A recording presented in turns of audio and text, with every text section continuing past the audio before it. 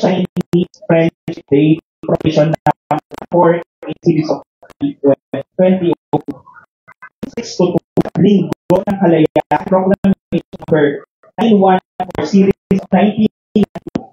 Second Sunday of celebrate the CE Proclamation number 126 of 2000. Inaanap po natin si Dr. Victor Javena, Chief SGOT, SPO Pasig City mula po isang bansa.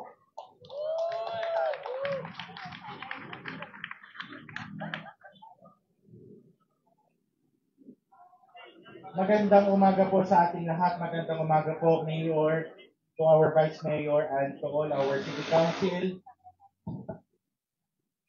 And of course, to our School Division Superintendent, Ma'am Cheryl Gayola, Attorney Kat of Education Department and Sheriff Chief. Congressman Roman, magandang umaga po sa inyong lahat. At sa lahat ng kawani ng gobyerno ngayong araw nito, magandang umaga po. Amin. Sa ngalan po ng Kagawaran ng Edukasyon ng Karangalan, na ipapatid sa inyo ang tagumpay na nakamit ng ating lungsod sa iba't ibang paligsahan na naginanap sa Ilocos nitong nakaraan lamang.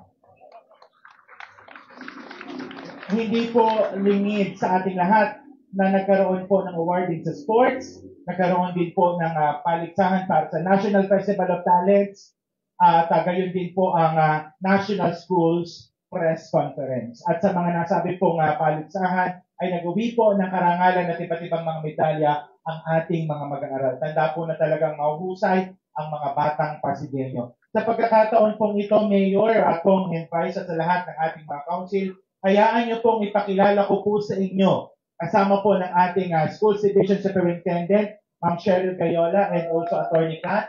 Please join us para po sa pagpaparangal at pagpapakilala sa ating mga batang nagkamit ng nagdala ng karangalan sa ating lungsod sa iba't ibang timpalak na naganap sa Ilocos.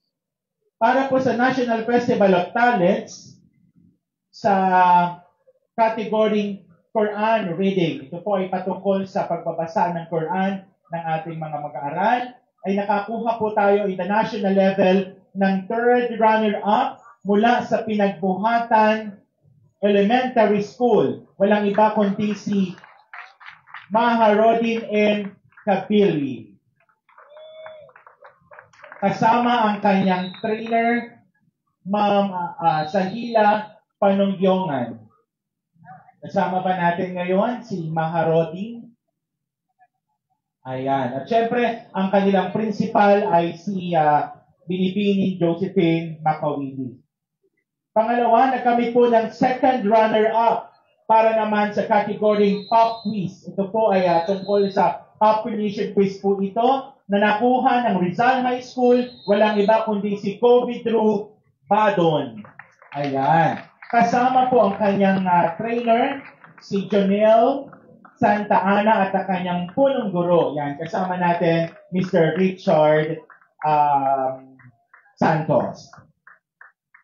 At ang supervisor na in charge para po sa Araling Panlipunan ay si Ginoong Bernard Balitao.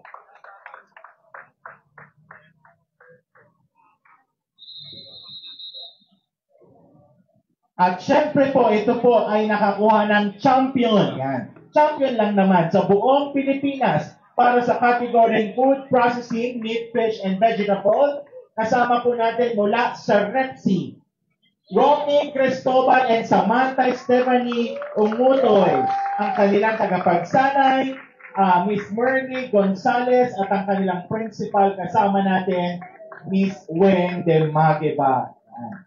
Sila po ang pinakamahusay, ang mga batang ito ang pinakamahusay pagdating sa food processing sa buong Pilipinas.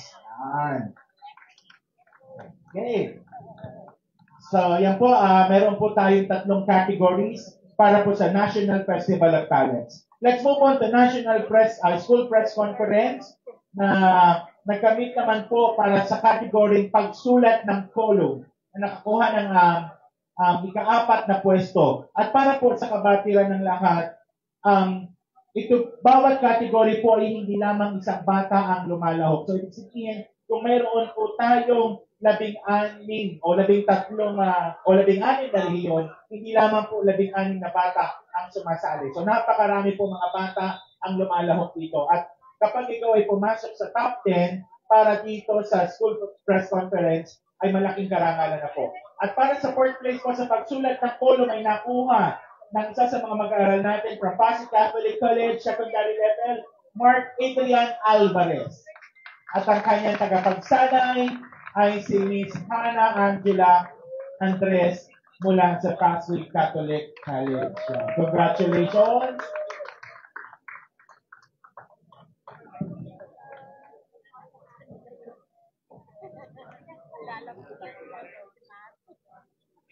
At ito naman po, mukhang kakamayan itong maiging ni Con si Angelo sapagkat ang batang ito ay nanalo ng second place para sa column writing category mula sa Bagong Ilog Elementary School. Walang iba kundi si Siana Angelo D. Aldave. At ang kanyang tagapagsanay, si Marilu Beginning. Wala ang tagapagsanay at ang kanyang principal, ayan. Ma'am, kasama natin si Angelo. Angelo meet on si Angelo. Ayan. Okay. So sila po ang mga batang nagsipagwagi at nagbigay ng karangalan para sa ating sa ating lungsod para sa dalawang category, the National Festival of Talents and also National Schools Press Conference. At para naman po sa sports, ay tinatawagan po natin si Sir. Picture muna. Okay, sige po.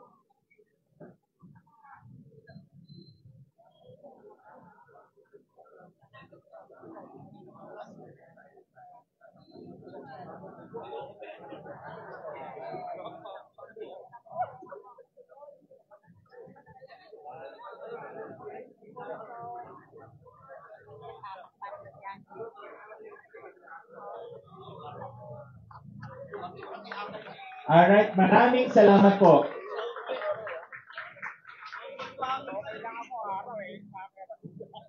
Maraming salamat po.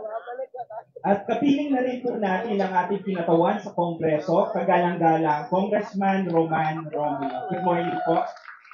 At para naman sa recognition ng Ilocos Norte Palarong Pambansa 2025 winners, tawagan po natin si Coach Ren, Special Assistant for Sports Development, Pasig City Sports Development Program.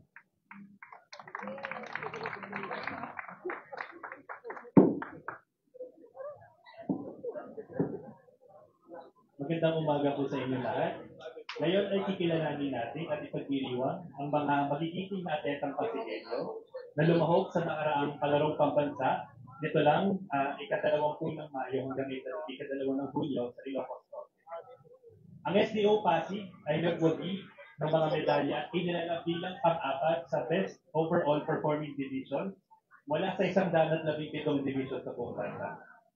Narito ang mga atleta, kasama ang kanilang mga coaches at trainers, para ipagbunyi ang kanilang pagwawagi at pagbibigay tanghal sa lungsod ng Pasig at sa Kalakang Maynila.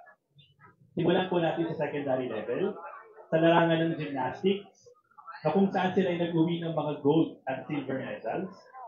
Kasama po natin sa men's artistic gymnastics, sina Hilaryong Pares III at si King CJ Pernier.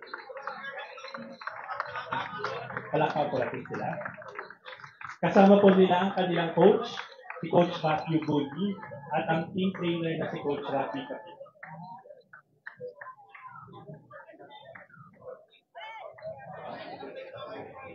Sa rhythmic gymnastics, nandito po sila Princess Lara Aquino at Chelsea Solen Sibayan.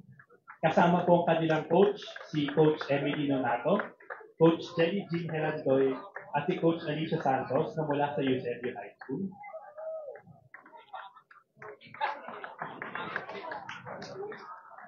Nagwagi din mula sa Women's Artistic Gymnastics, sina Zayana Isabel Enriquez at sila Michelle Tetra. Kasama po sila Coach Teresita Bacong na mula sa Rizal High School. Doon po sila. Okay. Kasama po sa pagkilalaki na si King CJ Pernia, Princess Lara Aquino at kay Zayana Isabel Enriquez na kinilalang most bemedaled athletes sa larangan po ng gymnastics. Gayunpaman, sa larong athletics, si Dexter James Angay-Angay ay nagwagi ng gold medal sa larong 4x100 meters kasama po si Coach Jeneline Arapit na mula sa Rizal High School. Sa kupunan ng softball, ang Team NCR ay nagwagi ng gold medal. Kalahok po dito sina Leon Bailen, Ana Marie Pizza, at Francine Jane Ragas na mula po sa Rizal High School. Kasama po nila si Coach Annalyn Efrio kapag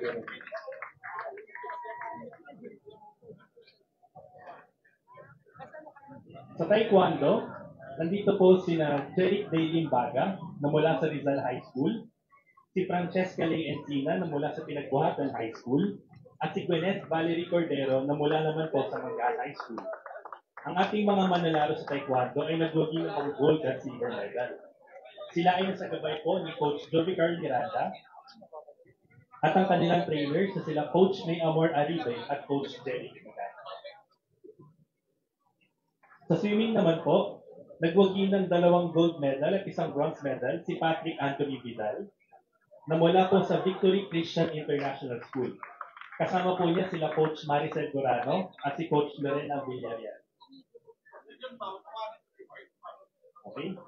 Next naman po sa Wushu, nagwagi po ng silver medal sina Cheris Yuna Mercado at si Tyrone Hamburillo na mula po sa Rizal High School. Kasama po niya sila Coach Roel Gilawagan, Coach Ana Luzakpa at si Coach J. Harold Gregorio. Sa tennis, si Chloe Marie Mercado na mula po sa Victory Christian International School ay nagwagi din ng silver medal sa team doubles. Nakasama po niya sa paggagabay si Coach Jesus Ramona Flores.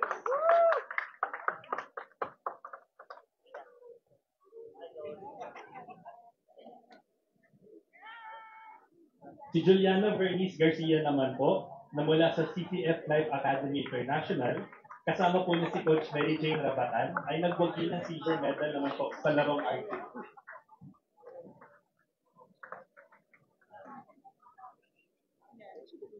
Samantala, ang ating koponan sa sepak takraw na kinabibilangan po nila Samuel Almirol, Aljemar Benedicto, Miguel Celi, Raymart Gain, Isaiah Kyle Herona, Jamir Ichigo Makahilas, John Cedric Montines, John Paul Rivera, at ni Lawrence Rivera, kasama po sila Coach Jonathan Valles, Coach Ian Almirol, Coach Romart Bendo, at Coach JC Barao, kung saan sila po ay nagwagi ng bronze medal sa Regu event ng sepak takraw. Sila po ay mula sa Santa Lucia High School.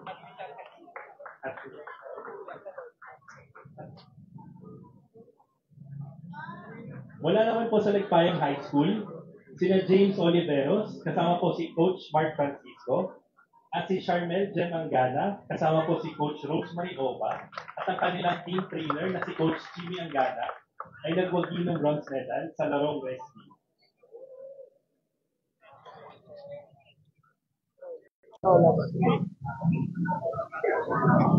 Sa elementary level naman po, nagwagi ng gold medal ang koponan ng basketball boys. Nakasali po si Roel Patrick Tumbaga, kasama si Coach Elmer Vercelles na mula po sa Nagpayong High School.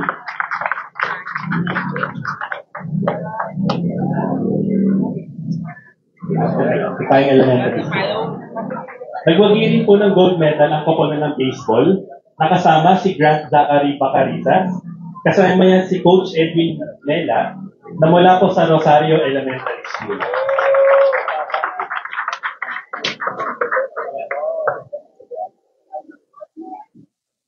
Si Kyle Jasmine Clarito, sa larong chess naman po, na mula sa Sacred Heart Academy of Pasig, ay nagwagi ng silver medal sa standard team. Kasama po ang paggabay ni Coach Carly Kids Garito. Sa para-athletics, nagwagi naman po ng bronze medal sa 4x100 meters relay si Edward Padilla Jr.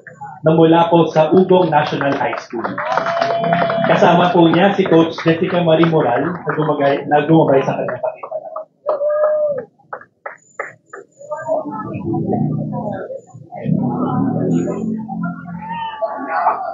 At hindi rin po magpapahuli ang ating mga atleta mula sa Nagpayong High School na lumahok po sa pagbabalik ng weightlifting as demo sport.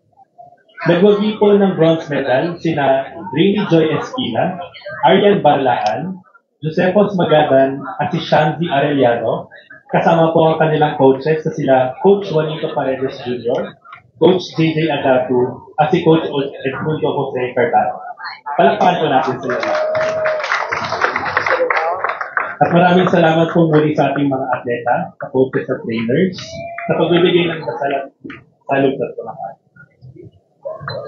Picture lang daw po muna tayo.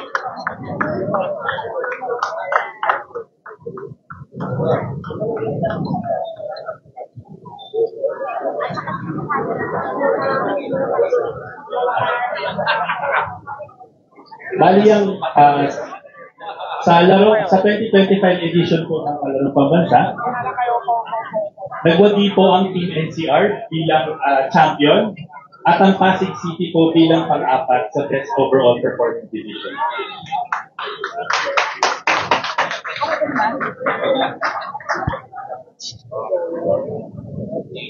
Dito rito. Okay dito. Okay po.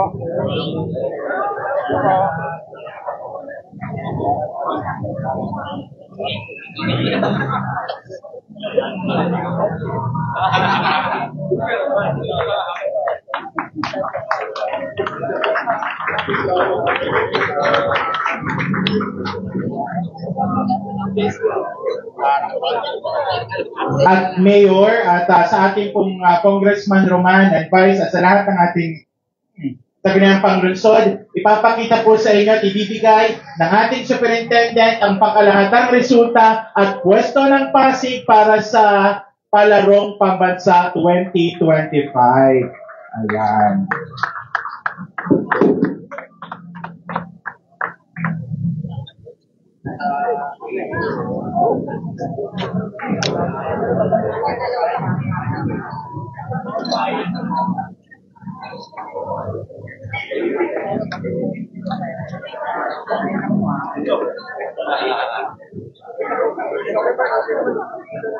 Muli, palakpakan po natin na ang galing ng Pasig.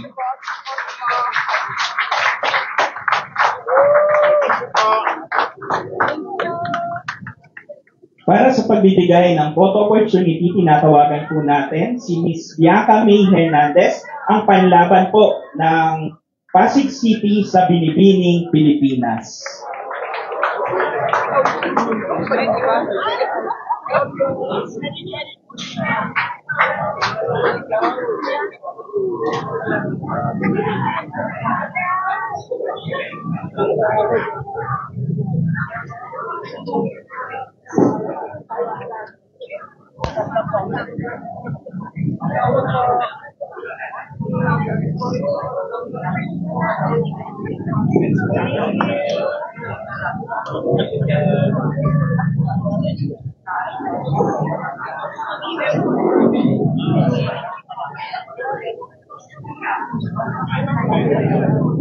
Maraming salamat, Ms. Bianca May Hernandez. Suportahan po natin siya sa kanyang laban sa Binibining, Pilipinas.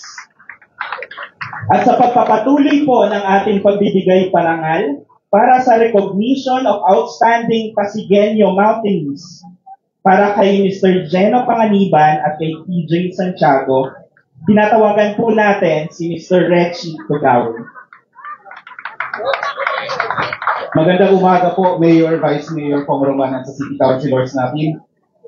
Sa umaga pong ito, binibigyang parangal ng lungsod ng Pasig ang katangi-tanging achievement ng isang Pasigueño, isang taga de La Paz, na nakaabot sa pinakatuktok ng Mount Everest.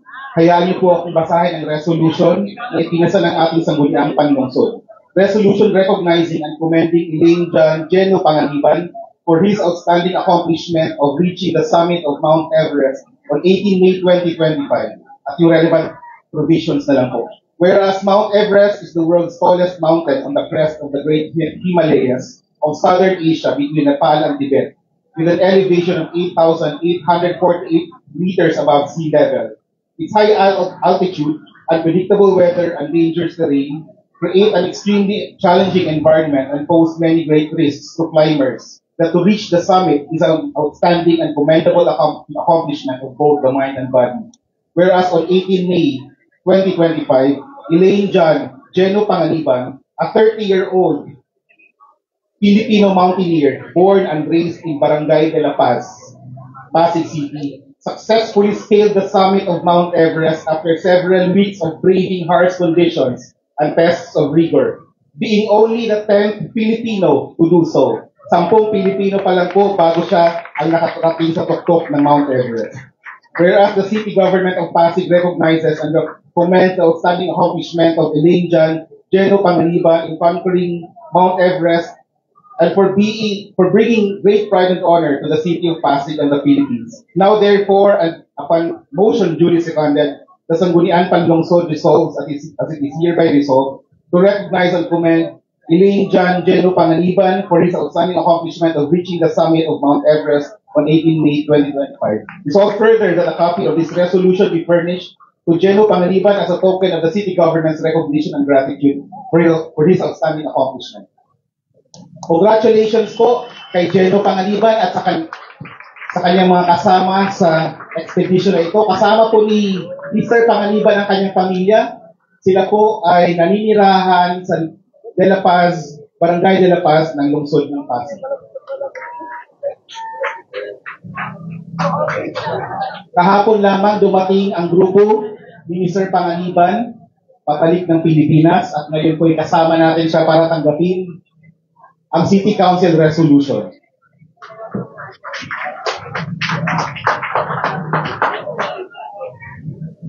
Muli po, congratulations, Geno Panganiban, at sa lahat ng mga atleta ng Sports Division Office of Pasig, sa lahat na rin ng mga kalahok ng Sports Division of Pasig sa National Festival of Talents at sa National Schools Press Conference. Mabuhay ang mga Pasigenyo. Magandang umaga po sa lahat.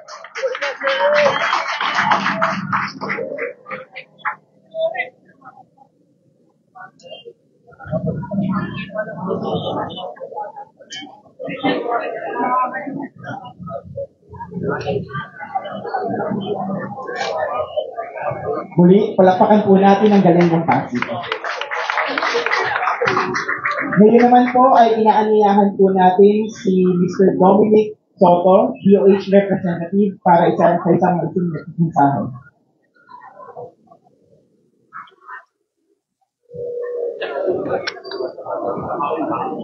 Good morning po sa ating lahat. No? So, good morning po, Mayor Vigo, Vice Mayor Tony Tursky, Congressman Roman Romulo, members of the council. Good morning po. So, to our ating mga kasama po dito sa lungsod ng Pasig, it's our pleasure to be with you in awarding this Mother Baby Friendly Health Facility award, no, accreditation po.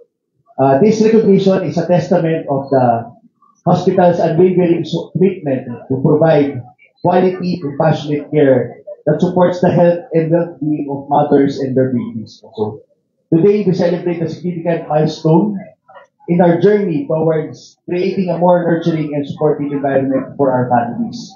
So today po, i-award po namin to, from the Department of Health, itong Certificate of Accreditation. So, may I call on po our Regional Director, our Division Chief, Dr. Lester Tan, and Dr. Carlos Balicido. Ayan po. And of course, our members po from the PCGH team headed by Dr. Paul Castro. Yeah. So let me read the citation po of this award. Certificate of Accreditation as a Mother-Baby Friendly Health Facility is awarded to Pasig City General Hospital for complying with the standards set by the Department of Health and exemplifying its commitment to safe, high quality, and effective maternal and neonatal care. So yan po. No? So, of course, to award po this certificate po, ito po.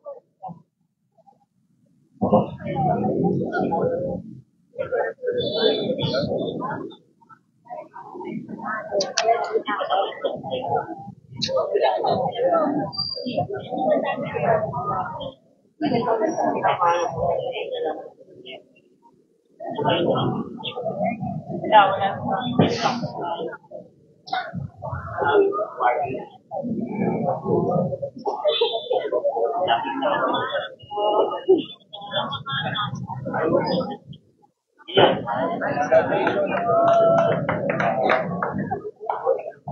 of course, to provide po yung ating pong short message coming from our regional director, Dr. Lester Tan. Magandang umaga po sa inyong lahat, Mayor Vito Soto, Congressman Roman Romulo, Vice Mayor Dudut Jaworski, mga miyembro po ng Sangguniang Panglungsod, Dr. Joseph Panaligan, Dr. Paulo Castro, mga department heads at lahat po nakawali ng Pasig City. Sa ngalan po ng aming kalihim, Secretary Herbosa at sa buong Department of Health, Metro Manila Center for Health Development, ikinagagalak po namin ipagkaloob itong sertifikasyon sa Pasig City General Hospital bilang isang mother-baby friendly health facility. Itong sertifikasyon na ito ay patunay na ang naturang ospital ay pumasa po sa mga pamantayang itinalaga ng Department of Health na nanaayon rin sa World Health Organization. Sa pamantayang ito, ipinapakita po na ang PCGH ay mayroong mga breastfeeding policy, may mga trained healthcare workers, nag-i-inform sa mga pregnant mothers about breastfeeding, nagpa-practice po ng skin-to-skin contact, nagpapakita po sa mga nanay kung paano mag-breastfeeding, hindi po nagbibigay ng mga ibang pagkain at inumin sa mga bata maliban sa breast milk, nagpa-practice po ng rooming in, hindi rin po nagbibigay ng mga artificial teats or pacifiers, nag-encourage po ng breastfeeding at nagpo-foster ng mga breastfeeding support groups. Sa mga pamantayan po ito, layunin natin na pangalagaan ang lahat ng nanay at sanggol na bagong panganak. Dahil po sa bagong Pilipinas, bawat buhay mahalaga. Muli, congratulations po at maraming salamat.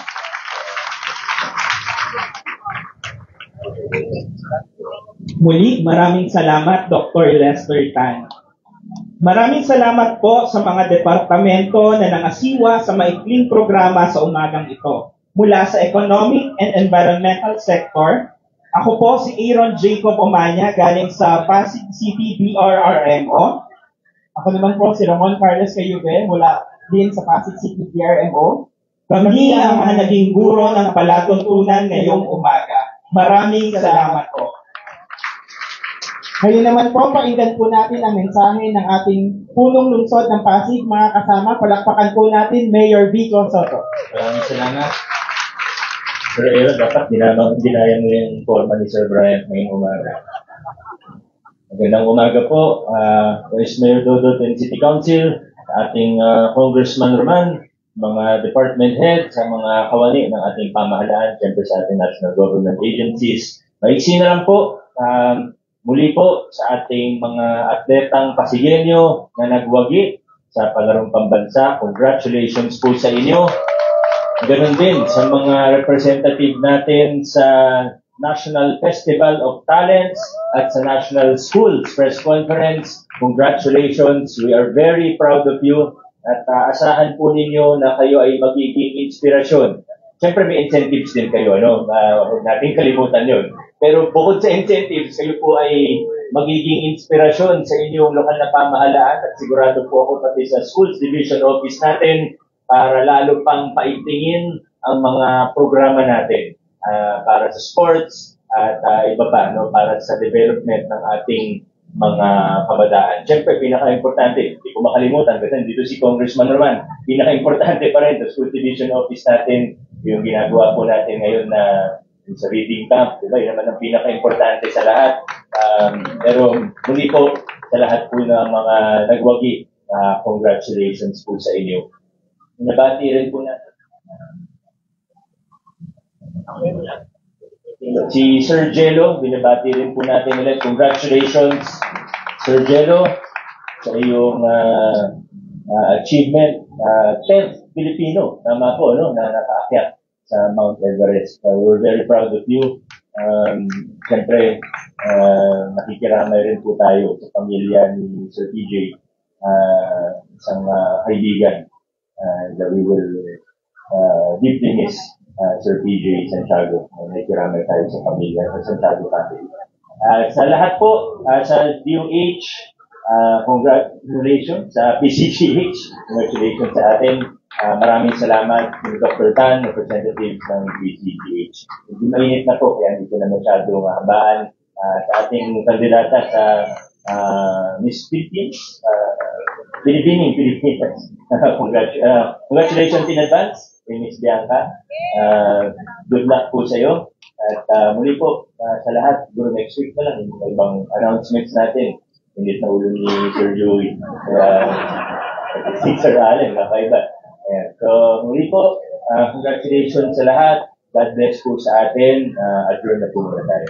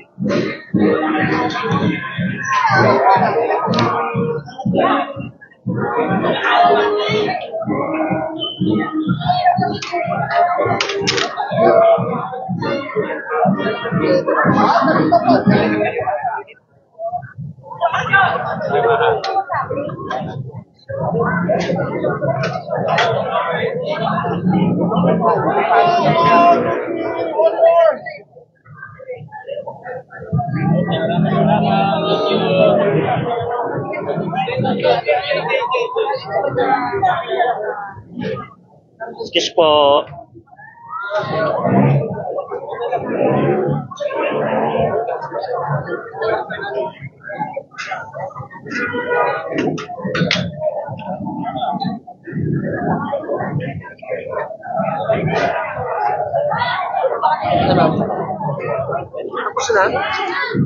Yes po.